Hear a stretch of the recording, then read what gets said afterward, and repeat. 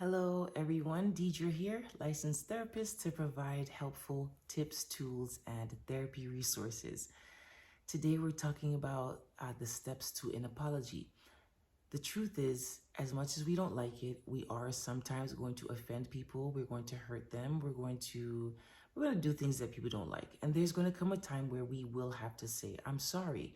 And you want to be at a place where you can say that you're sorry because a lot of times, and mostly, it's the right thing to do. It may not be uncomfortable. It may not be your preference. You do have to swallow your pride and put yourself aside. But that's okay. So the first thing you want to say is, I'm sorry, I apologize.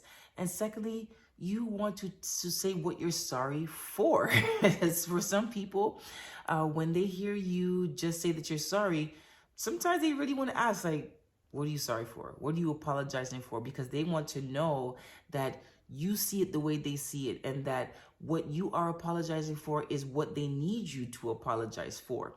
And so, number one, say that you're sorry. Number two, say what you are sorry for. Number three is to resist the temptation to say, but. This is where you want to say, I'm sorry, but, this is what happened. This is what, this is how I see it. This is well, I'm sorry, but I think this is what you contributed, or I'm sorry, but you do this too. It's like, wow. So you can imagine that at that point, the apology has gone down the drain, right? So number one, say that you're sorry. Number two, take the opportunity to say what you're sorry for.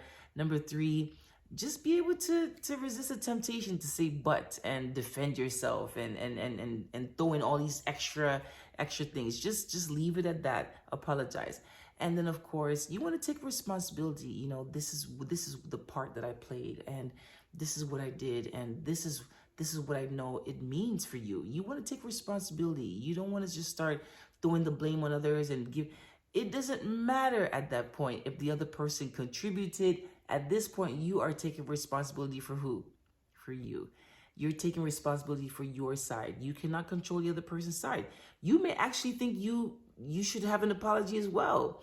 And there comes a time for that as well. But at this point, we're talking about you and the part that you play. So number one, say that you're sorry. Number two, say what you're sorry for. Number three, resist the temptation to say but.